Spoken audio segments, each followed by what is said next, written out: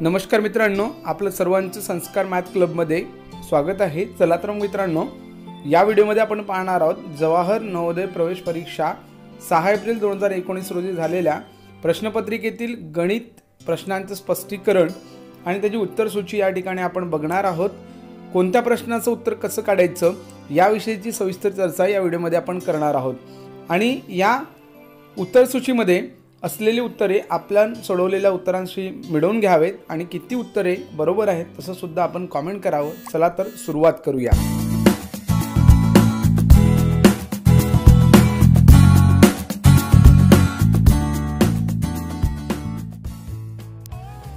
चला तर मित्रांनो, या ठिकाणी आपण गणित या घटकांतर्गत येणारे 41 ते 60 या प्रश्नांचे स्पष्टीकरण आपण इथे बघणार आहोत। एकूण 20 प्रश्नांचे स्पष्टीकरण आपण इथे बघत आहोत। तर सोप्या स्पष्टीकरण आपण इथे कसं काढायचं ते बघण्यासाठी हा व्हिडिओ आपण शेवटपर्यंत बघावा।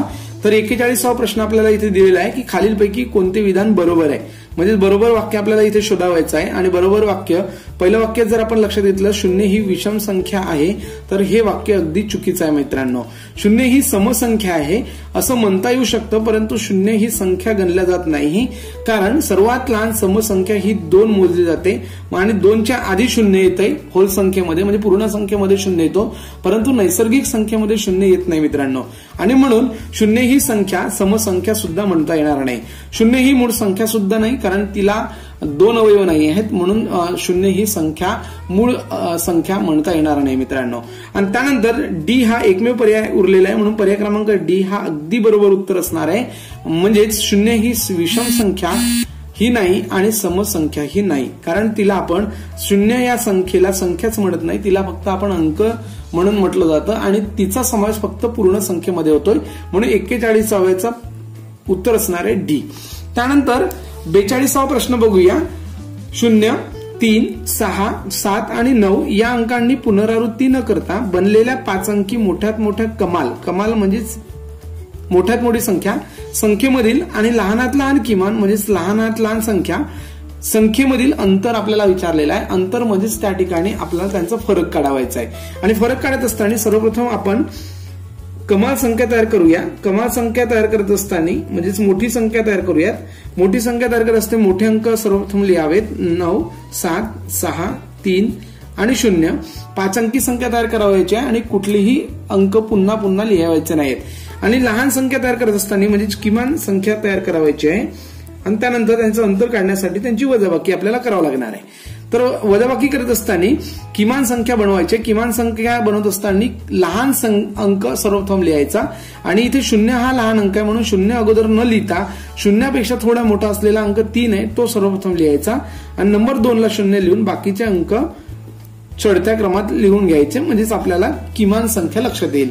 आणि वजाबाकी केली तर बघा 10 मधून 9 गेले तर उरलं 1, त्यानंतर हातचा 1 परत केलं तर बघा 13 मधून 4 गेले तर उरले। बघा मित्रांनो, या ठिकाणी 4 न वजा करता इथे 7 असणार आहेत, सॉरी, तर 7 या ठिकाणी असणार आहेत आणि हे 8 होणार आहेत। 13 मधून 8 गेले तर उरले 5, त्यानंतर पुन्हा हातचा 1 परत करणार आहोत आपण। 6 मधून 7 म्हणजे 6 मधून 7 जात नाही, म्हणून 16 मधून 7 गेले तर 9 उरले।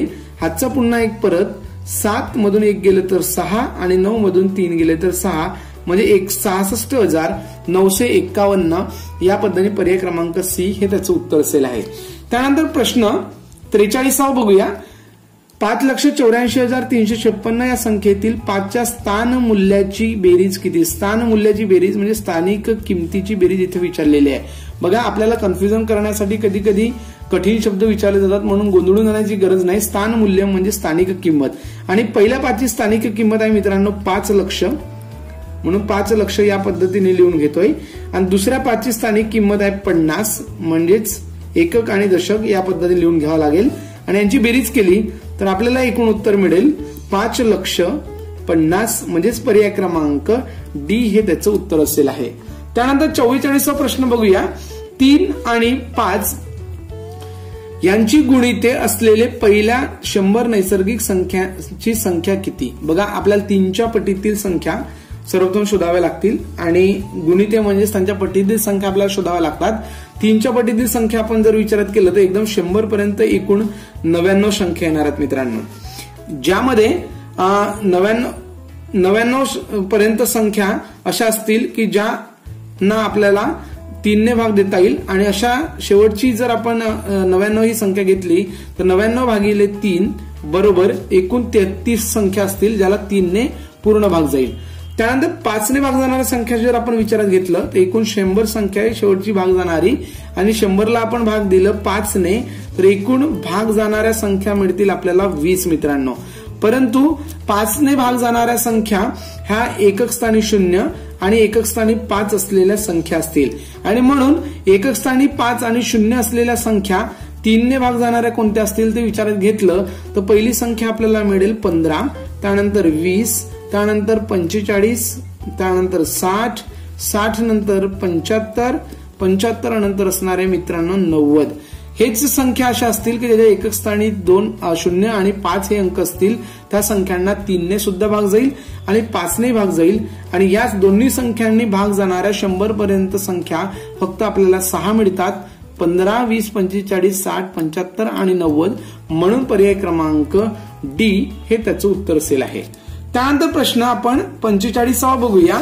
खालील संख्यांपैकी कोणत्या संख्येला 3, 4, 5 आणि 6 ने पूर्ण भाग जातो? बघा 36ला 3 ने भाग जातो, 4 ने पण जातो, 4 9 36, पण 5 ने जाणार नाही कारण एकक स्थानी 6 आहे. त्यानंतर दुसरी संख्या घेतली 60, तर 60 ही एकमेव अशी संख्या आहे की तिला सगळ्या संख्यांनी भाग जातो. म्हणजेच बघा 20 त्रिके 60, त्यानंतर 15 चौक 60, त्यानंतर 12 पंचे 60 आणि 6 10 60 या पद्धतीने 60 या संख्येला संपूर्ण दिलेल्या संख्यांनी भाग जातं म्हणून पर्याय क्रमांक बी हे 45चं उत्तर आहे. यानंतर आपण 46वा प्रश्न बघूया. -1ला त्याने 100 वेळा गुणल्यावर गुणाकार येतो. बघा इथे -1 दिलेला आहे आणि त्यानेच आपल्याला पुन्हा 100 वेळा गुणाकार करावायचा आहे. म्हणजेच पुन्हा -1 इंटू -1 या पद्धतीने इकडे 100 वेळा आपल्याला ते लिहावं लागणार आहे. म्हणजे एकूण 101 वेळा म्हणजे 100 वेळा आपल्याला तो -1 घ्यायचा आहे सोबत गुणिले -1 एकदा दिलेला आहे. म्हणजेच पूर्ण 101 वेळा आपल्याला -1चा गुणाकार करावायचा आहे. परंतु या ठिकाणी 1चा गुणाकार हा महत्वाचा नाही मित्रांनो, इथे महत्वाचा आहे चिन्हांचा गुणाकार आणि म्हणून जेव्हा आपण मायनस इंटू मायनस करतोय त्याचं रूपांतरण प्लस मध्ये होतं हे लक्षात घ्यायचं. म्हणजेच समसंख्येमध्ये जर आपण मायनसचा गुणाकार केलं तर त्याला प्लस मध्ये कन्वर्ट करता येतं. म्हणजेच minus into minus into minus into minus म्हणजे बघा 4 वेळा इथं मायनस घेतलेला आहे आणि जेव्हा 4 वेळा किंवा 6 वेळा समसंख्येमध्ये मायनसचा गुणाकार केला असेल तर तो प्लस मध्ये होतो. परंतु विषम संख्येमध्ये जर गुणाकार केलेला असेल, उदाहरणार्थ इथे आपण जर into minus into minus into minus या पद्धतीने 3 वेळा गुणाकार जर केला असेल मायनसचा तर त्याला मायनसच लिहावा लागतो. म्हणजेच इथे आपल्याला 101 वेळा गुणाकार करावायचा आहे आणि 1चा 101 वेळा गुणाकार केलं त्याचं उत्तर 1 गुणिले 1 गुणिले 1 तुम्ही 101 वेळा आपण जर केलं त्याचं उत्तर येणार मित्रांनो 1 आणि तो विषम संख्येमध्ये असल्यामुळे त्याचं उत्तर असणार -1. म्हणजेच पर्याय क्रमांक बी हे त्याचं उत्तर असेल आहे. त्यानंतर प्रश्न 47वा बघूया. इथे एक अपूर्णांकाच्या पदावलीचं उदाहरण दिलेलं आहे आणि त्याला सुलभीकरण करून म्हणजे सोप्या सोप्या स्पष्टीकरणातून आपल्याला त्याला सोडवायचं आहे. सर्वप्रथम आपण त्याची मांडणी करून घेऊया. मांडणी करत असताना 15.1/2 दिलेला आहे. त्याला साधं रूप दिलं तर 15 दुणे 30 आणि 31 अंश छेद 2 वजा.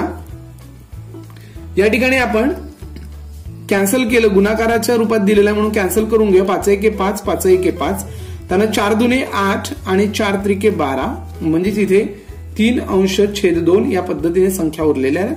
अधिक कंसामध्ये 7 भागिले असल्यामुळे नंतर अपूर्णांक आहे म्हणून भागिलेचं चिन्हाचं बदलून गुणाकारात रूपांतर करता येतं आणि हा जो अपूर्णांक मिळणार आहे 4 1 4 आणि 3 7 7 अंश छेद 4 या पद्धतीने अपूर्णांक मिळेल आणि त्याला बदलून आपल्याला त्याचा गुणाकार व्यस्त लिहावा लागणार आहे 4 अंश छेद 7.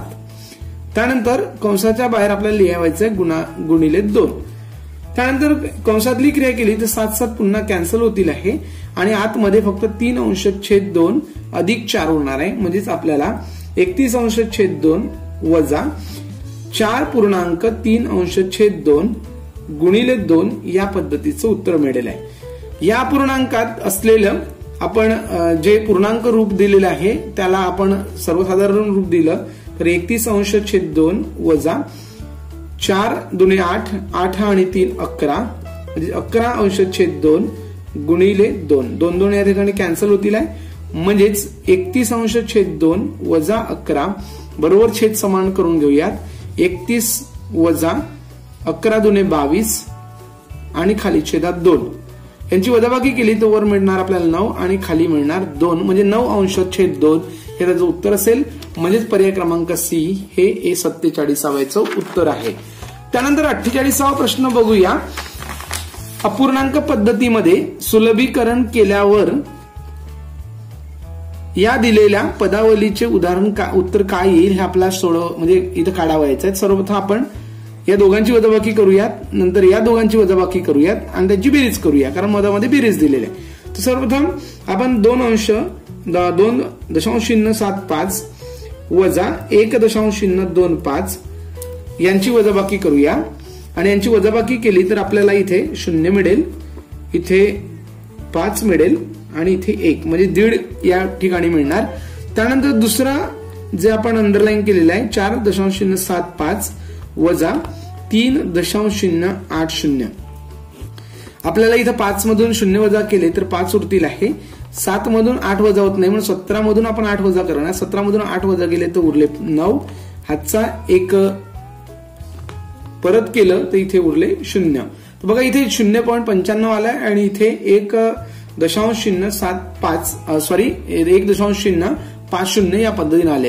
या दोघांची बेरीज करून घ्यायची आहे कारण दोघांच्या किमतीची बेरीज इथं करावायची आहे, म्हणजे 0.90 मध्ये 1.050 मिळवायचं आहे।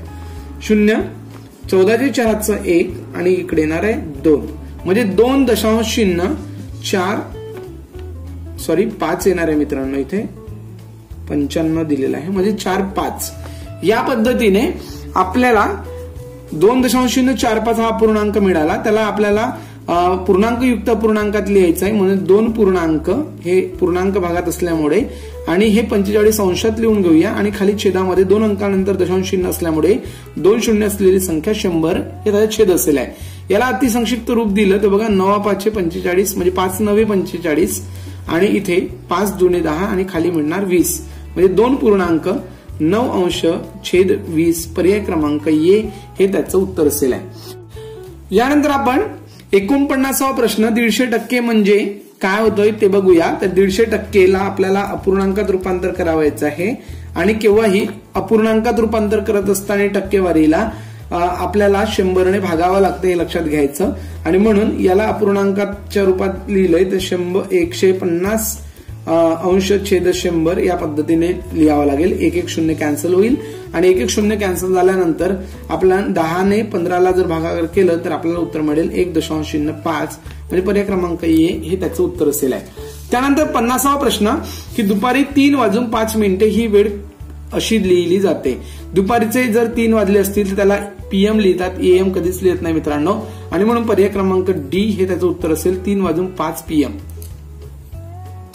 यानंतर आपण 51वा प्रश्न बघूया। 80 किमी दर ताशी या गतीने धावणाऱ्या आगगाडीने एका मालगाडीनंतर 6 तासांनी एक रेल्वे स्टेशन सोडले आणि 4 तासांनी तिला मागे टाकले तर मालगाडीचा वेग किती आहे। बघा या ठिकाणी आपल्याला मालगाडीचा वेग विचारलेला आहे। जी मालगाडी 6 तासाच्या अगोदरच एका स्टेशनवरून 80 किमी दर ताशी वेगाने धावणाऱ्या रेल्वेच्या आधीच निघालेली आहे। म्हणजेच बघा 6 तासाच्या आधी ती मालगाडी निघाली, त्या 6 तासाच्या नंतर मालगाडीच्या नंतर ती रेल्वे जी रेल्वे 80 किमी दर ताशी वेगाने धावते आहे ती रेल्वे 6 तासानंतर मालगाडीच्या नंतर निघाली, तेव्हा 4 तासानंतर त्या मालगाडीला ती ओलांडते म्हणजे तिला मागे टाकते असं म्हटलं आहे। आणि आपल्याला इथे मालगाडीचा वेग विचारलेला आहे म्हणून सर्वप्रथम मालगाडीचा वेग काढत असताना 4 तासामध्ये मालगाडीने किती अंतर कापलं म्हणजे 4 तासात या 80 किमी दर ताशी वेग असलेल्या गाडीने किती अंतर कापलं हे काढून घेतलं तर आपल्याला एकूण 6 तासाचं अंतर मिळणार आहे। कारण 6 तासात जेवढं अंतर मालगाडी गेलेली आहे तेवढं अंतर ही 4 तासात जाणार आहे आणि म्हणून 4 तास आणि 6 तास असे एकूण 10 तास प्रवास मालगाडीचा आणि या 80 किमी तास वेग असलेल्या गाडीचा प्रवास 4 तास असणार आहे. आणि म्हणून आपण जे 80 किमी प्रति घंटा जो वेग दिलेला आहे ती गाडी फक्त 4 तास चालते तेव्हा एका त्या गाडीला मागे टाकते. म्हणून 4 तासात ती किती अंतर पार करते हे काढण्यासाठी 80 गुणिले 4 म्हणजे 832 म्हणजेच 320 किमी अंतर तिला पार करण्यासाठी एवढं होणार आहे. कारण 4 तासानंतर तिला मागे टाकते म्हणजे एवढ्या अंतरावर ती तिला मागे टाकणार आहे. म्हणजेच ती गाडी त्या स्टेशन पासून फक्त मालगाडी 320 किलोमीटर गेलेली आहे. परंतु 320 किलोमीटर तिला जाण्यासाठी किती वेळ लागला हे जर आपण विचारात घेतलं तर सर्वप्रथम ती 6 तासाच्या अगोदर निघाली आणि सोबतचे पुन्हा हे 4 तास म्हणजेच मालगाडीला एकूण लागलेला वेळ असणार आहे मित्रांनो 10 तास. म्हणजेच 6 तास अधिक 4 तास बरोबर 10 तास एवढा कालावधी लागलाय आणि त्या 10 तासामध्ये ती 320 किलोमीटर एवढं अंतर पार करते. म्हणून त्या मालगाडीचा वेग काढत असताना एकूण अंतर 320 भागिले एकूण वेळ म्हणजेच 10 तास केलंय तर आपल्याला उत्तर मिळेल 32 किमी दर तास. म्हणजे प्रत्येक तासाला तिचा वेग असणार आहे 32 किमी म्हणजे पर्याय क्रमांक ए हे त्याचं उत्तर आहे. त्यानंतर या घटकातील आपण 52वा प्रश्न बघूया की एका माणसाने ताशी 30 किमी या गतीने प्रवास केला तर तो त्याच्या मुक्कामी 10 मिनिटे उशिरा पोहोचतो आणि जर त्याने ताशी 42 किमी या गतीने प्रवास केला तर तो 10 मिनिटे लवकर मुक्कामी पोहोचतो तर त्याने प्रवास केलेले अंतर आहे. आपल्याला इथे 2 कंडिशन दिलेले आहे. जर तो ताशी 30 किमी वेगाने निघाला 10 मिनिट उशिरा पोहोचतो आणि 42 किमी वेगाने निघाला तर तो 10 मिनिटे लवकर पोहोचतोय. म्हणजेच बघा मित्रांनो पहिला जो स्पीड दिलेला आहे 30 किमी प्रत्येक तासामध्ये तेव्हा 10 मिनिटे जास्त लागतात. म्हणजेच तो 70 मिनिटांमध्ये किती अंतर पार करते 30च्या हिशोबाने एवढा विचार करावा लागणार आहे. बघा मित्रांनो कारण एका तासामध्ये ती म्हणजे तो व्यक्ती 30 किलोमीटर जातोय. म्हणजे सर्वप्रथम आपण या स्पीडचा विचार केला तर आपण एका तासाचं प्रमाण दिलेलं आहे तर एका मिनिटाचं प्रमाण सर्वप्रथम काढून घेऊया. तर एका मिनिटाचं प्रमाण काढण्यासाठी आपल्याला 30 किलोमीटर म्हणजे 30,000 मीटरला 60 ने भागाकार करावा लागणार आहे. इकडे पण 60 ने भागाकार केलं तर तो मिनिटात आपल्याला मिळणार आहे. म्हणजे 1 मिनिट बरोबर 00 कॅन्सल होईल आहे आणि 6 पंचे 30 म्हणजेच एका मिनिटामध्ये तो 500 मीटर अंतर तो माणूस जाणार आहे. म्हणजे एका मिनिटाचं आपल्याला अंतर मिळालं 500 मीटर तर आपल्याला 70 मिनिटाचं एकूण अंतर काढावायचं आहे. कारण 30च्या स्पीडने जेव्हा तो व्यक्ती जातोय तेव्हा त्याला 10 मिनिटे जास्त लागतात आणि एका तासाचं अंतर आहे 30 म्हणजे 10 मिनिटानंतर अजून किती अंतर होणार आहे हे काढण्यासाठी आपल्याला एका मिनिटाचं आपण अंतर काढलंय आणि 70 मिनिटाचं काढायचं आहे. म्हणजे 70 मिनिटाचं काढण्यासाठी 70 गुणिले 500 करायचं आहे. 70 गुणिले 500 केले तर 7×5 35 आणि 3 शून्य म्हणजे 35,000 मीटर एवढं अंतर त्याचं होणार आहे. 35,000 अंतर म्हणजे मीटर म्हणजेच 35 किलोमीटर एवढं अंतर होणार आहे. म्हणजे पर्याय क्रमांक बी हे त्याचं उत्तर असेल आहे. त्यानंतर 53वा प्रश्न बघूया की 5045 ग्रॅम म्हणजेच आपल्याला इथे किलो आणि ग्रॅम मध्ये ओळखावायचं आहे. 5000 ग्रॅम आहेत म्हणजेच 5 किलो होणार आहे. तर 5 किलो आपल्याला पर्याय क्रमांक सी मध्ये आणि बी मध्ये दिसतोय. त्यानंतर हे उरलेले जे 3 अंक असतात हे ग्रॅम असतात आणि ग्रॅम हे 45च आहेत म्हणून 45ला 450 म्हणता येणार नाही. म्हणून पर्याय क्रमांक बी 45 ग्रॅम या पद्धतीने लिहिता येईल. पर्याय क्रमांक बी 5 किलो 45 ग्रॅम. त्यानंतर 54वा प्रश्न बघूया की 10 सेमी बाजू असलेले 2 घन चौरसाकृती ठोकळे एकत्र जोडलेले आहेत. त्यामुळे बनवलेल्या आकृतीचे घनफळ किती असेल हे काढावायचं आहे मित्रांनो.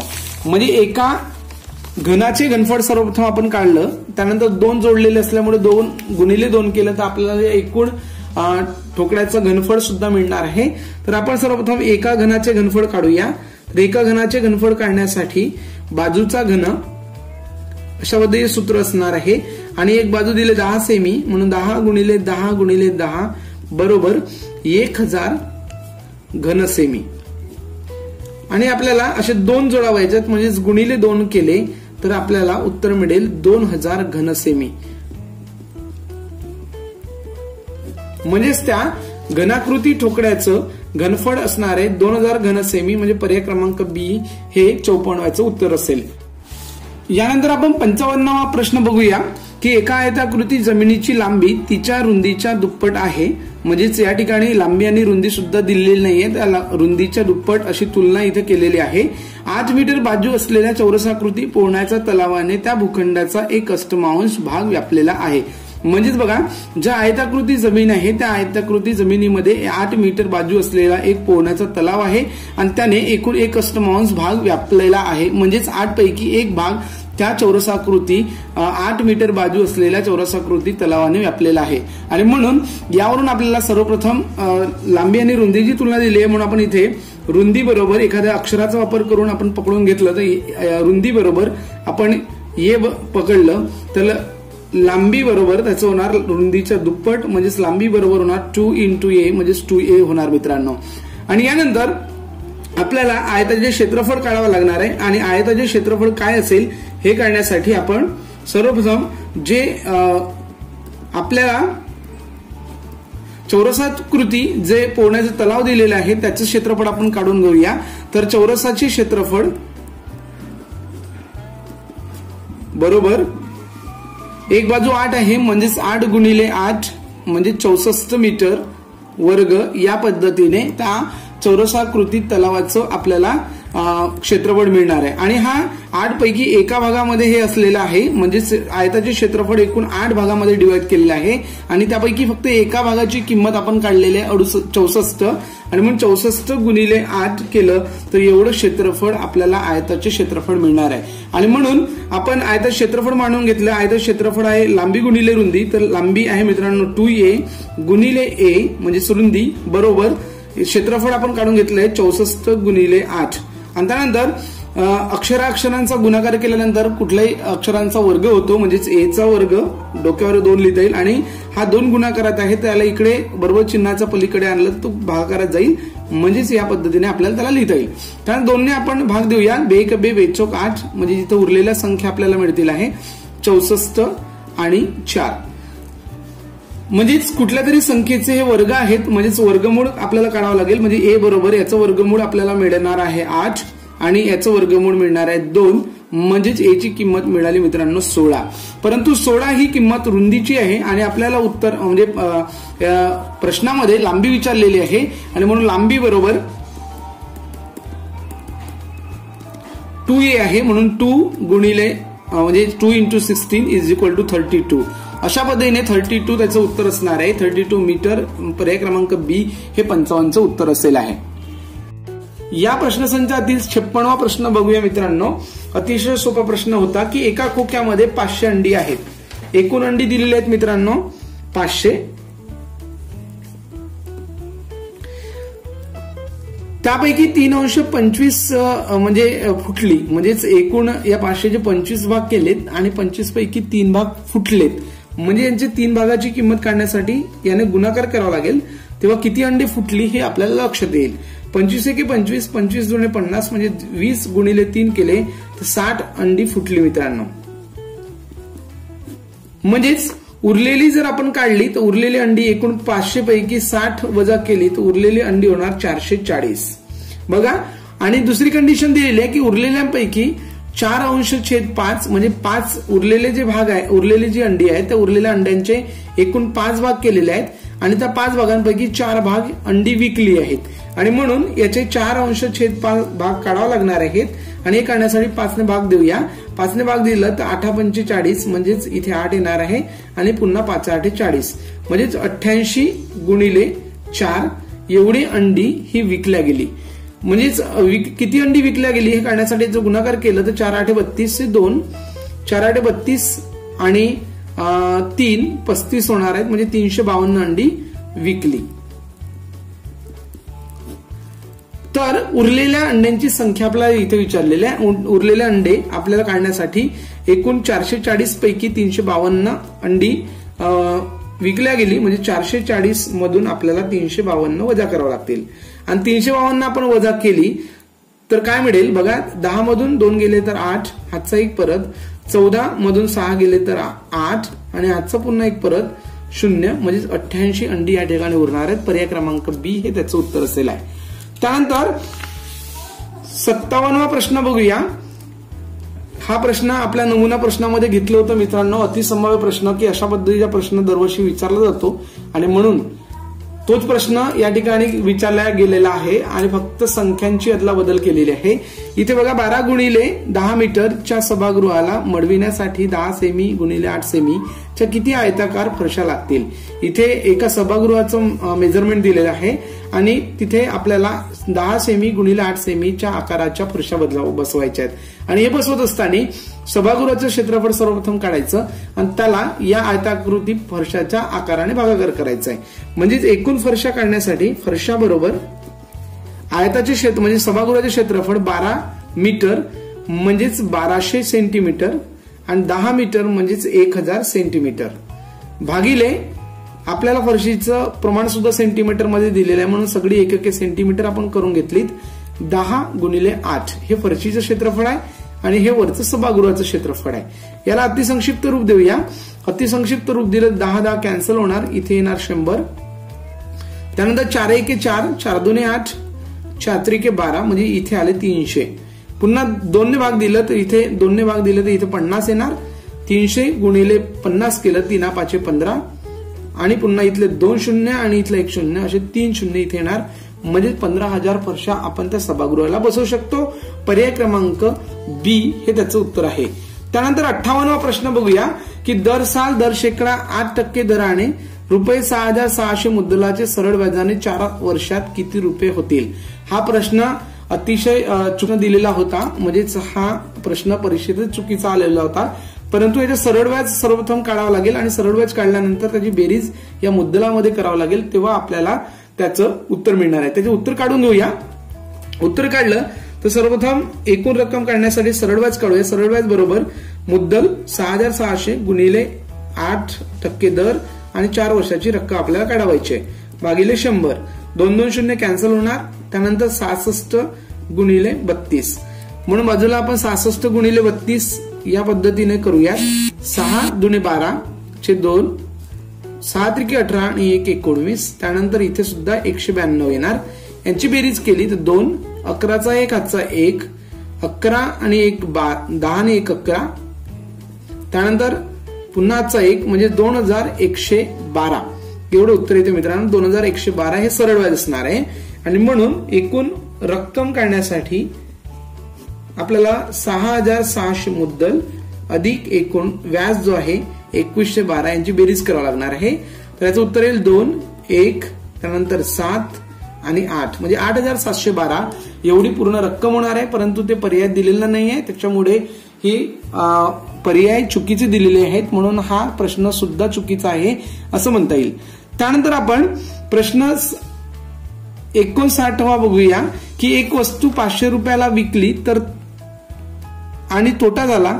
जर ती वस्तू 700ला विकली असती तर या तोट्याच्या तिप्पट नफा दुकानदाराला झाला असता तर त्या वस्तूची खरेदी किंमत किती. आता बघा मित्रांनो, जी विक्री किंमत दिलेली आहे आपल्याला इथे 2 विक्री किंमत दिलेल्या आहेत. पहिली विक्री किंमत दिलेली आहे 700 आणि जास्तची म्हणजे नफेवाली विक्री किंमत आहे 700 आणि तोटेवाली म्हणजे विक्री किंमत आहे 500.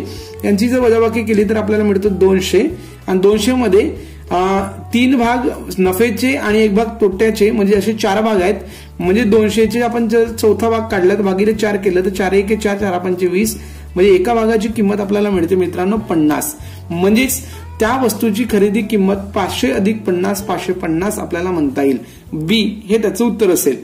त्यानंतर आपण प्रश्न शेवटचा बघणार आहोत. या नवोदय परीक्षेमध्ये विचारला गेलेला शेवटचा प्रश्न 60वा. एका फळ विक्याने रुपयाला 2 या दराने लिंबे खरेदी केली. रुपयाला 2 म्हणजे 1 रुपयाला 2 या पद्धतीने. तर एका लिंबाची किंमत आपण काढून घेऊया. एका लिंबाची किंमत होणार आहे 1 रुपयाला 2 म्हणजे 1/2 बरोबर 0.050 एवढे रुपये होणार, म्हणजे 50 पैसे एवढे किंमत होणार, 50 पैसे असं सुद्धा आपल्याला त्याला म्हणता येईल. त्यानंतर ती 3 रुपयाला 5 या पद्धतीने विकली, म्हणजे विक्री त्याची आहे, विक्री किंमत सुद्धा आपण काढून घेऊया. 3 रुपयाला 5 हे काढण्यासाठी आपण याचं उत्तर काढलं. 0.05 हे 30 म्हणजेच हे 60 पैशाला 1 लिंबू विकला जाणार आहे. तर आपल्याला इथे नफ्याची टक्केवारी काढायची आहे आणि 50 पैशाला तो 1 लिंबू घेतला जात आहे आणि 1 लिंबू 60 पैशाला विकलं जात आहे. आणि म्हणून नफ्याचा जर आपण विचार केला तर इथे 10 पैसे नफा होतो 50 पैशावर, म्हणून 50 हे छेदात येणार, 10 हा नफा आहे म्हणून हा 10 अंशात येणार. याला टक्केवारीत रूपांतर करायचंय म्हणून याला आपण 100 ने गुणाकार करूया. 5चा आणि 10चा 1 0 कॅन्सल, 5 1 5, 5 2 10, म्हणजेच इथे आपल्याला टक्केवारी मिळाली मित्रांनो 20%. पर्यायी प्रश्नांचं स्पष्टीकरण इथे बघितलेलं आहे. आपल्याला हा व्हिडिओ आवडला असेल तर हा व्हिडिओ नक्की शेअर करावा, लाईक करावा आणि सर्वांचा व्हिडिओ पाहिल्याबद्दल खूप खूप धन्यवाद.